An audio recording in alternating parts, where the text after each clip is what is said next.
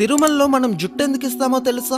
మొట్టమొదట వెంకటేశ్వర స్వామి ఒక చీమల పుట్టలో ఉండేటప్పుడు బ్రహ్మదేవుడు ఒక ఆవు రూపం దాల్చి రోజు ఆ చీమల పుట్ట దగ్గరికి వచ్చి పాలిచ్చేవాడు. అది గమనించిన ఆవుల కాపరి ఈ ఆవు మీదకి తన గొడ్డల్ని విసురుతాడు. అప్పుడు వెంకటేశ్వర స్వామి ఆ ఆవుకి అడ్డంగా నిలబడతాడు. దాంతో ఆ గొడ్డలి వెంకటేశ్వర స్వామి తలకి తగిలి రక్తం కారి దెబ్బ తగులుతుంది. కొన్నాళ్ళకి ఆ దెబ్బ అయితే తగ్గిపోతుంది, కానీ అక్కడ వెంట్రుకలు మాత్రం రావు. ఒకసారి వెంకటేశ్వరుడు కొండ మీద పడుకొని ఉండగా ఆకాశ మార్గంలో వెళ్తున్న నీలాదేవి అనే ఒక గంధర్వ కన్య వెంకటేశ్వరుని చూచి కిందకి వస్తుంది. తలకి తగిలిన దెబ్బని చూసి ఎంతో బాధతో తన తల నుంచి కొన్ని వెంట్రుకలను తెంపి వెంకటేశ్వరునికి ఇస్తుంది. అప్పుడు వెంకటేశ్వరుడు ఇలా చెప్తాడు, నా అందం కోసం నీ అందాన్ని పాడు చేసుకున్నావు కదా, కలియుగంలో కొండ మీదకి వచ్చిన నా భక్తులు తమ జుట్టుని ఇచ్చే సంప్రదాయం మొదలవుతుంది. ఆ జుట్టు యొక్క శక్తి అంతా వేరే భూలోకంలో ఉండే నీకు దక్కుతుంది అని చెప్తారు. ఇంతకీ మనం తిరుమలలో ఇచ్చే మన జుట్టుని ఏం చేస్తారో తెలిస్తే కామెంట్ చేయండి. ఒకవేళ తెలియకపోతే గోవిందా గోవిందా అని కామెంట్ చేయండి.